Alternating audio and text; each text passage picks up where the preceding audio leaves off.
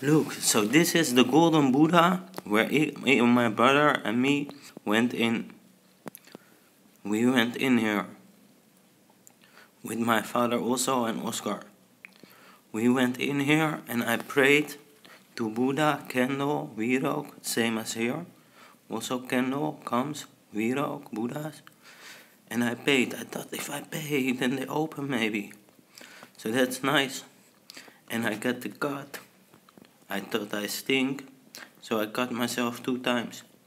And the day later, then I looked up internet my tattoo. Stained life, I give you your life. Bescherming van Buddha. And long life. So that's a really nice present.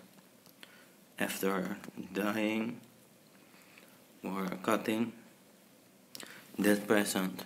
So thank you, Buddha. Yes, Buddha gives that present because I didn't know what it was. So thank you.